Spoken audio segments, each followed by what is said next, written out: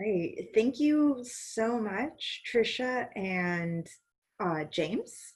And Calvin's been mightily organizing the questions here, and he'll be sending those over to James and Trisha. One quick question for you, Trisha and or James. Since we're now at 4:52 and we had promised to be done at 5, yeah, sorry, we're running a little behind here. Would y'all be available to stay a little past 5 to ask any questions that need addressing? Definitely. Okay, thank you. And again, if anybody needs to go for any reason, before this completely wraps up, this will be posted. I believe we said YouTube. So we'll make sure once we have this session that is being recorded, we'll make sure to give you the link so you'll be able to go through, see Trisha's PowerPoint again, all that good stuff, so that you can re-reference it as a resource. All right.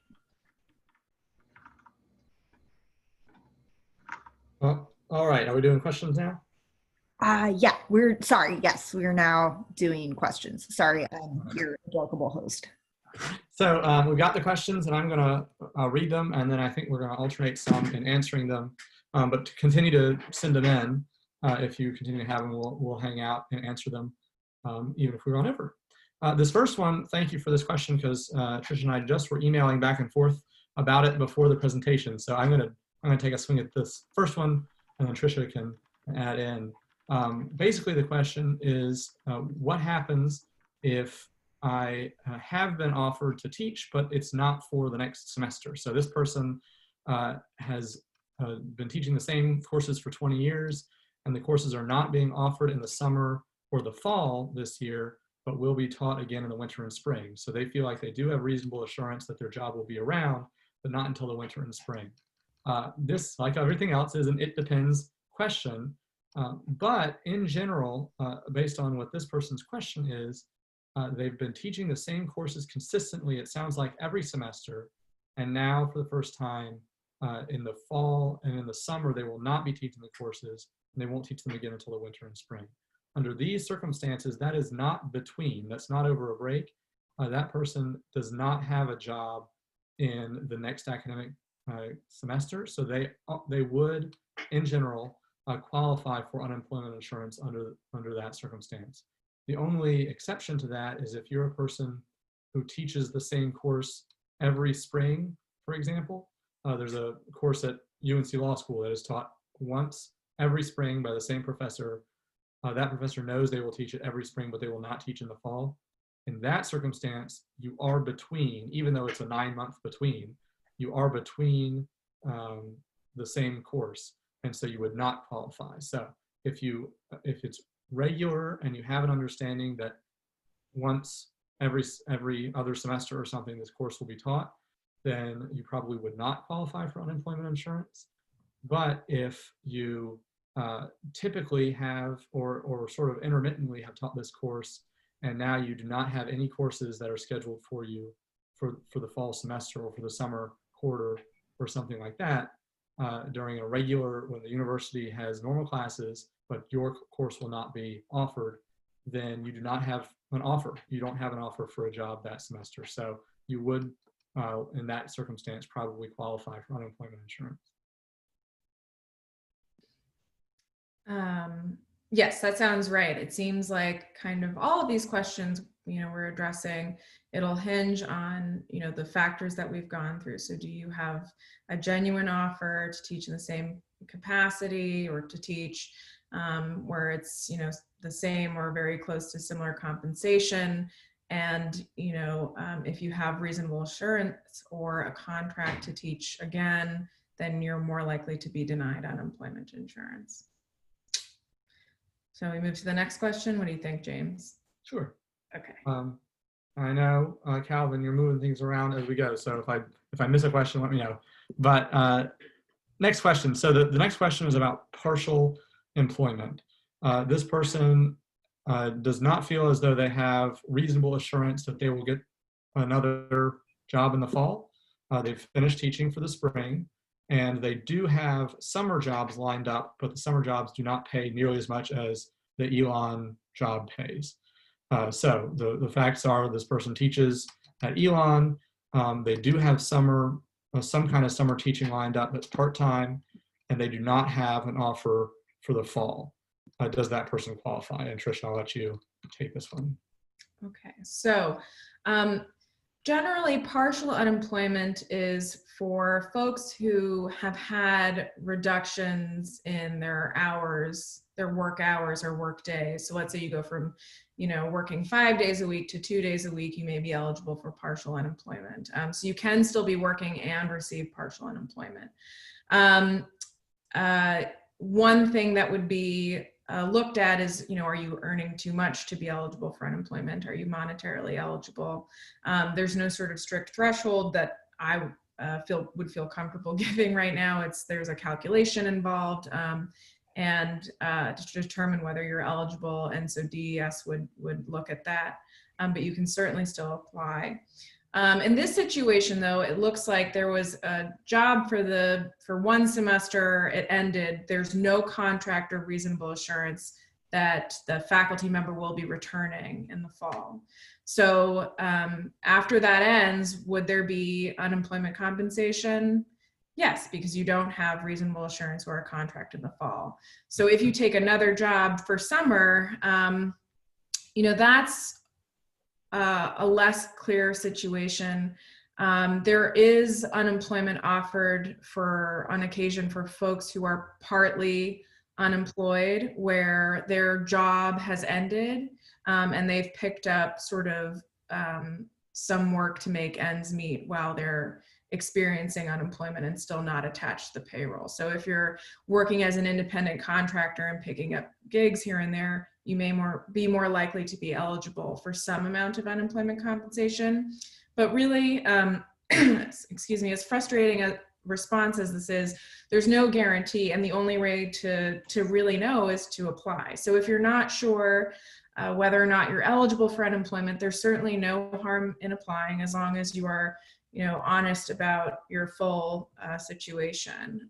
So I would recommend this individual apply. And obviously I'm happy to speak with them offline further if they want to give me more facts or information about their specific circumstances.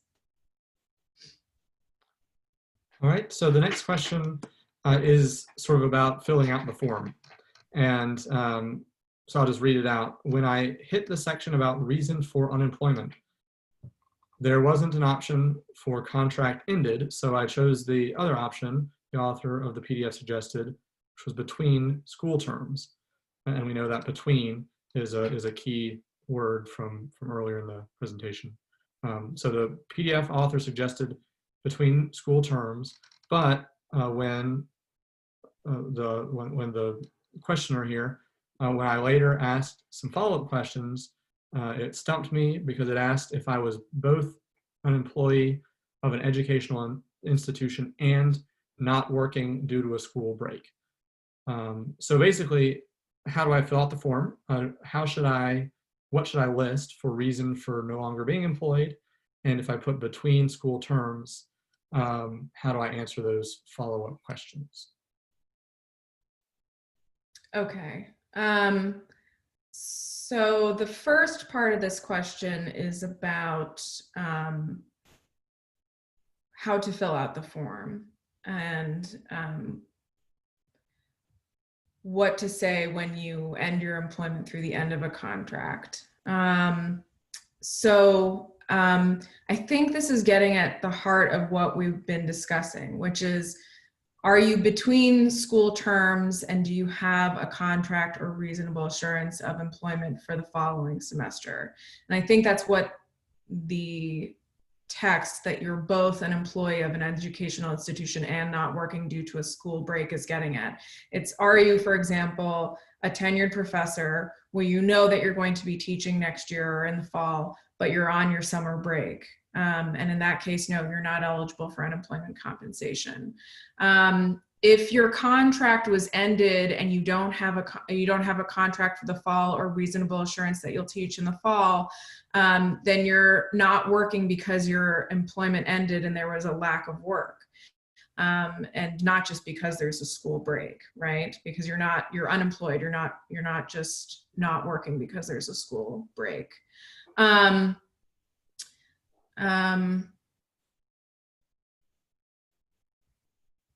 When I see a little, I don't know, James, if you got to this part of the question, but I see a little bit of a bit about COVID down below in the question.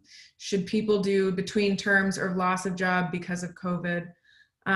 Okay, so for COVID, there is, if your employment ended because of COVID, so for example, if you're working at a restaurant and your restaurant closes because of COVID, then you're not working because of COVID, and it's directly related to COVID. Or if you have symptoms of COVID and you have to stay home until you get a diagnosis, or if your doctor told you that you have to stay home because you're very vulnerable to COVID, then you're unemployed because of COVID. In terms of if this is just your between terms or you were not offered a contract for the fall and don't have reasonable assurance, COVID may play a factor in explaining why you don't have that reasonable assurance. But unless you're not working because of COVID, it seems less likely that the COVID exception would apply to you. Now, in terms of the money for the federal unemployment insurance programs, you will get the $600 additionally if you're eligible for state unemployment insurance, regardless of whether or not you're receiving that unemployment insurance because of COVID. So that restaurant worker, let's say that the restaurant closed before the pandemic, right before the pandemic, because it just wasn't doing well and it wasn't actually about COVID.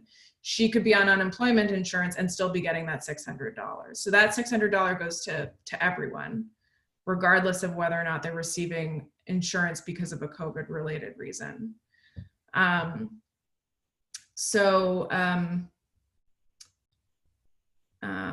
The loss of job because of COVID is to determine whether or not you may be eligible for certain types of unemployment insurance, but there are direct reasons for that. And that you can find on our website that I provided if you want to look at the specific listed reasons for receiving pandemic unemployment assistance for unemployment related to COVID. James, do you have anything to add? Did I answer that question fully? I think so. I hope that helped in filling out the form. I think that was the focus of it. What do we list? And if you list, my guess is that if you list between terms, then they're going to take that to mean you do have reasonable assurance, which means we're not going to give you unemployment insurance. But if that's not the case for you, and it's not that simply that it's over summer break, but it's that you do not have an offer for the fall or the offer is insufficient, then you want to list something like lack of work for the reason of unemployment. Okay, so this next question is just about the sufficient wages and what is the baseline for sufficient wages. It's very, very low. So there is a mathematical formula and I can explain it, but basically the way it calculates is the amount of money you get is based on roughly half of what you would get typically. And if the half isn't $15 or more per week, then you don't qualify for any money, which seems strange, but that's the rule. So if, whatever that is, if your monthly intake is $120 or less, I think I did the math right there, then half of that per month would be 60, which means roughly $15 a week. So if you have less than $120 a month coming in, then it may be insufficient to qualify for any unemployment insurance, but that probably, hopefully, is not the issue for adjunct faculty. You will probably be in the range of $15 to $100 or $350, which is the range of possible unemployment insurance, assuming you qualify. And as long as you are in that range, that's what that sufficient wages means. Right. So just to clarify, there are two different calculations, right? There's how much money do you get when you're determined to be eligible. And then there's the to be generally eligible for unemployment insurance. You have to make a sufficient amount of money. And that formula is that typically an employee is monetarily eligible for state benefits if he or she has earned wages during at least 2 quarters of his or her base period. Now, the base period is traditionally the first 4 quarters out of the last 5 completed calendar quarters. The employee also has to have made wages totaling 6 times the average weekly insured wage during the base period. And that average weekly insured wage changes. Right now, or last I checked, it's at $969 something dollars.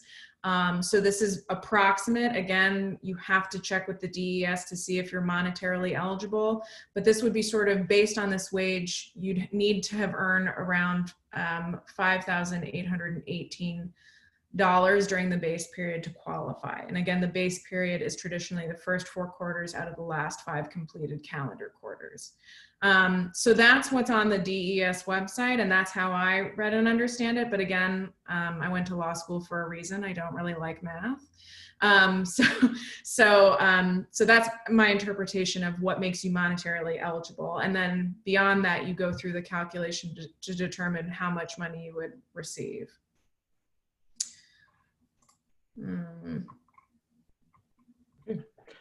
So question 5. Again, a short one, and it's about when do we file?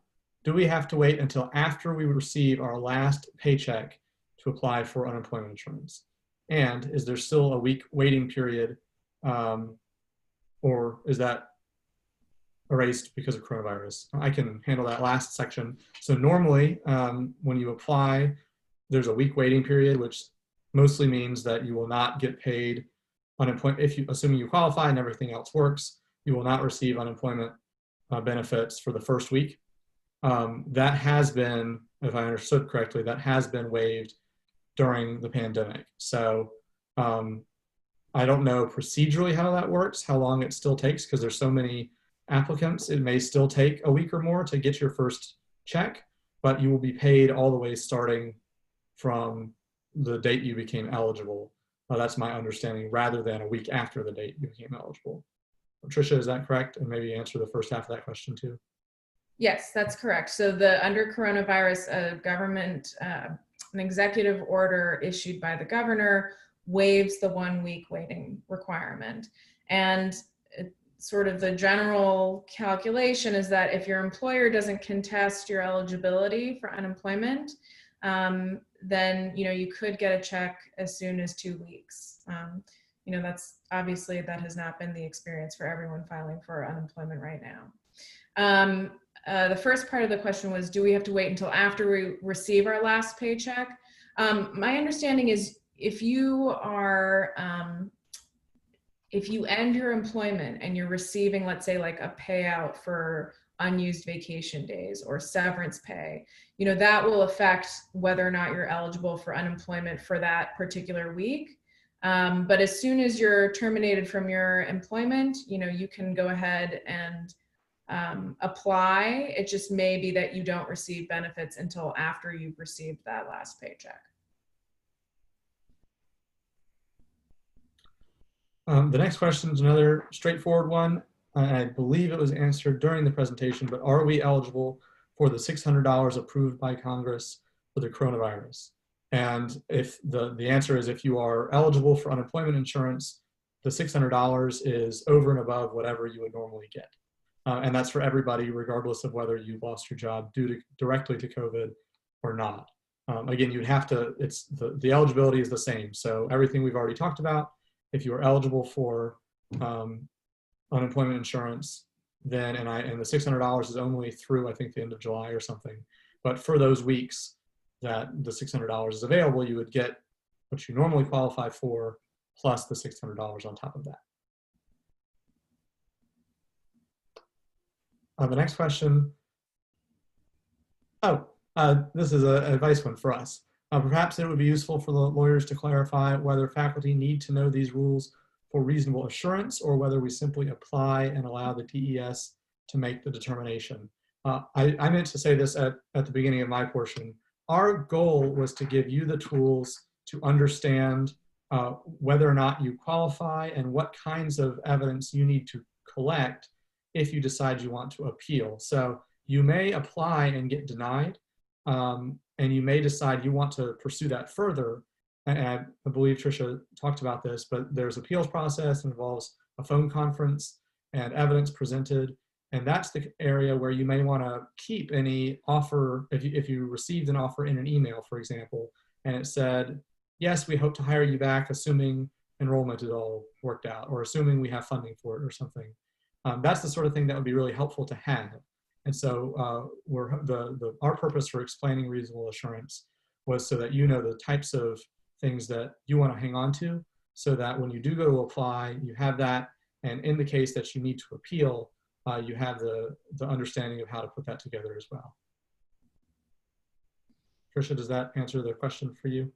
Yeah, that's exactly right. I mean, really the idea is to just give you basic information so you understand what the DES is looking at when they're evaluating your claim.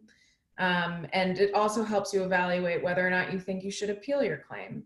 I just wanted to note that in the chat, one of the faculty just sort of recommended that, you know, while this all seems like a lot of information, just apply and go through the questions. It's actually not that scary a process. And this isn't to make it seem scary. It's really just to provide you with some context because faculty are analyzed differently for purposes of unemployment compensation than most other employees. But you know, when in doubt, just apply, and you can always let the DES make the determination about your eligibility and go from there. But this is just so you can better understand your eligibility.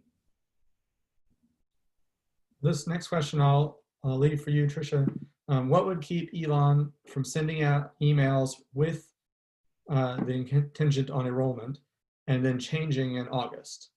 So what would prevent the university from making offers now, which would make it harder to apply for unemployment, and then in August at the end of the summer changing their minds? Mm-hmm. Yeah, so I think we touched on this a little bit during the presentation, but yeah, your reasonable assurance or contract can change week to week. Well, I guess not your contract, but your reasonable assurance can change week to week. And so if you're given an offer by Elon and it's determined that there is sufficient evidence given the totality of the circumstances that you have reasonable assurance, and then that changes in August, you know, maybe then you can apply.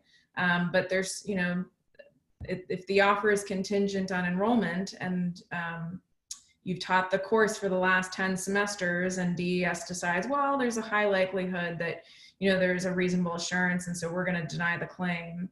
You know, if you're told in August that, you know, look, because of the unprecedented situation, there isn't enrollment, and for the first time in 10 years, you're not going to teach this class, then you go back to DES and file again.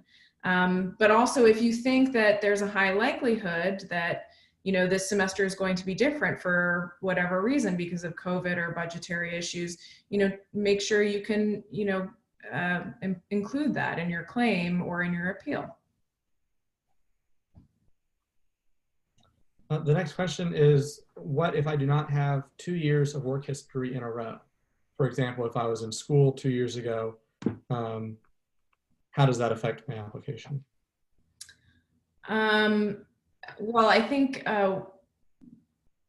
if you're looking at, if you're looking at for the purposes of analysis of whether you have reasonable assurance, having a shorter work history weighs against there being reasonable assurance because, you know, you haven't been teaching at a university for the last, you know, 10 semesters, the same course. But obviously there are other factors that go into that. It would help to sort of know why this person is asking that. Is it a question that goes towards their eligibility for unemployment insurance in terms of their history of wages and earning history?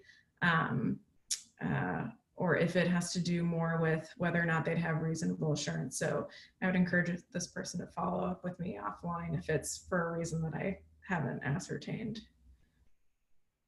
James, do you have anything to add? No.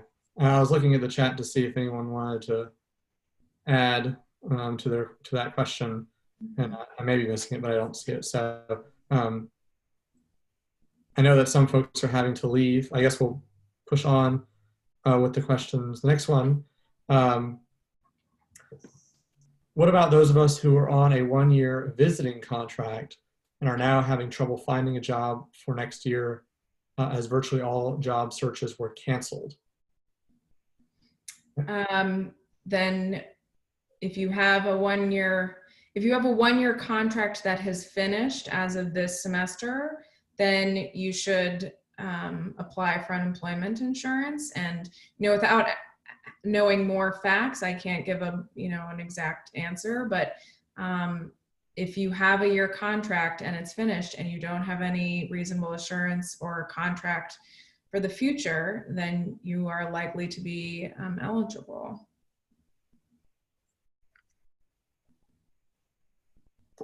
The next person is curious about still having to look for work if I get unemployment insurance when I'm the primary caregiver of a young child who will not be in school or camps over the summer. And how does childcare affect the application? Well, again, it would be helpful to have a little more context about the employment situation. A few things. There is a federal law that applies to employers with fewer than 500 employees to have paid family leave if they are home with a child because the child can't go to school or daycare because of COVID closures.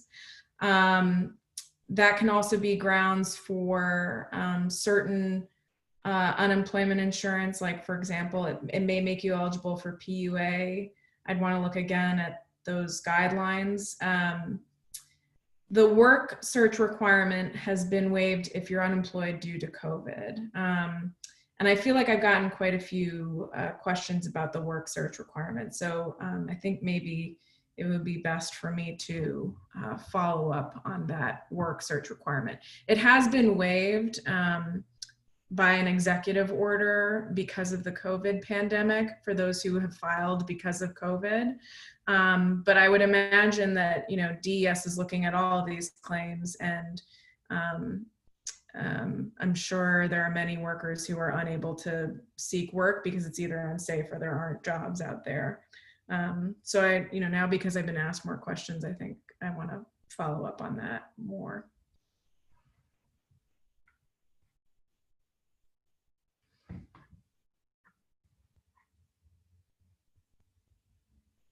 Sorry, I muted myself. More questions about filling out the form. So calculating my earnings per week. How long have I been working at Elon? Should I look at just my last contract or all of my work at Elon? And I believe the answer to that is you want to look, so you're not just looking at contract by contract, because that could vary. And not everything even counts as a contract. What you're looking at, if I understood the context of the question correctly, is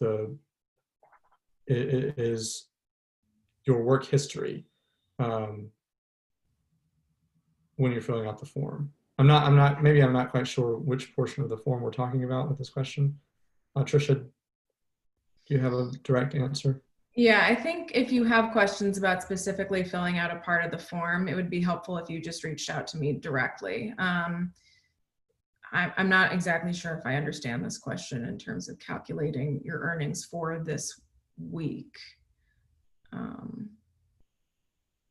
also happy to do a great presentation on the math of adding up how much you hopefully will make, because the math is fun for me. I was a math major, but that's a little beyond the context of this one. So I think we'll reserve those questions for more direct answering.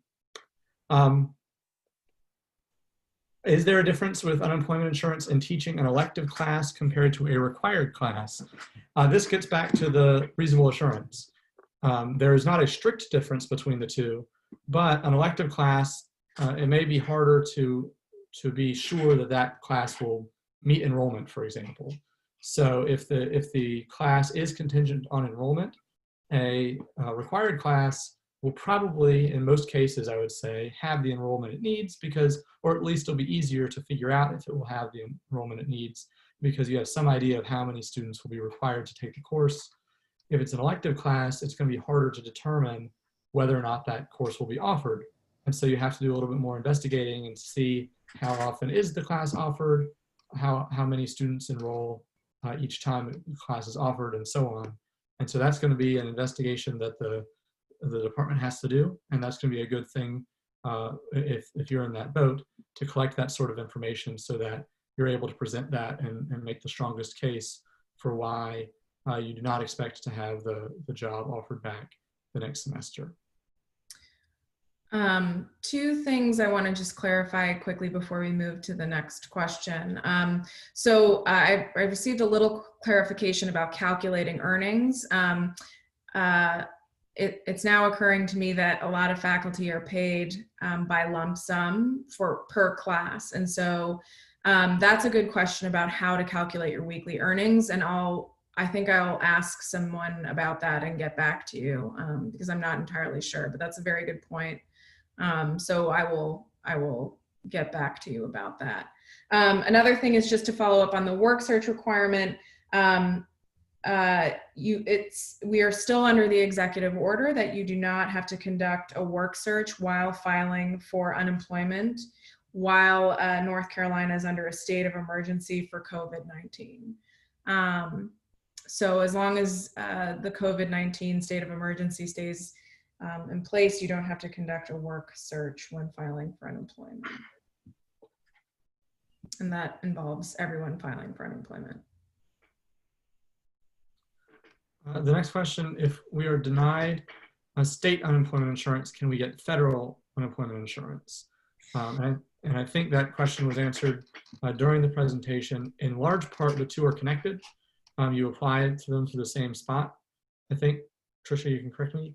The only area where there may be a difference, it's still the same application, but during the COVID pandemic, there are some people who are not eligible through the state system who may be eligible under these certain circumstances. But the application process is still the same, and you would still need, if you were denied, you need to appeal rather than try to apply separately. Is that correct, Trisha? Right. So if you're not eligible for state unemployment insurance, you may be able to apply for some federal unemployment insurance, specifically the pandemic unemployment assistance. And again, to receive that insurance, you have to be ineligible for state unemployment, and you have to be filing for one of the sort of accepted reasons. And there are a list of those reasons on the DES website. They're also listed on our firm's website. And largely those reasons are directly COVID related. So you can't work because of COVID and you're ineligible for state unemployment. This is a sort of an amalgam question that lots of people had, but should we err on the side of applying or not applying? And should we apply now or later? You should err on the side of applying if you're not sure whether or not you're eligible. There's really no harm in applying and getting denied. And you should apply as soon as you lose your employment. And Trisha, it's my understanding that even if you're denied, you can always reapply the next week and try again. Yes, that's right. You can always reapply if you're denied. If it's for the same claim, then you would appeal. But you know, if your circumstances change, then you can reapply in the future. The next question is about taxes on unemployment insurance. I'm not sure that's something we want to cover in this presentation, but the question is, I understand we need to pay taxes on unemployment insurance. Do you know how we figure that percentage out as a portion of the benefit? Yeah, that is a question that that we can't answer. We're not tax lawyers, but I will look into if there's a way to figure out the percentage and get back to you. The next question deals with working two different jobs. One job contract ended, and the question moved, sorry. And the second job did not end, but the money from the second job is not enough. So this sort of gets back to the second example we walked through with 2 jobs. And the primary question here is whether or not the total economic situation is going to be substantially less. So if you're working 2 jobs and one of them goes away, you may qualify, and the next one's not going to start till the fall. So you leave work, you have the summer, you do have assurance that you'll have 1 job again in the fall. You do not have assurance that you'll have the other job. If the new pay is not close enough to the old pay, and the federal system uses the 90% rule, state system may be a little bit different, but if it's not close enough, then you may be eligible for unemployment insurance during the summer.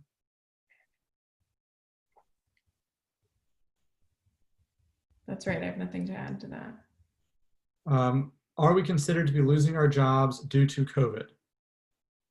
I assume, broadly speaking, university employees.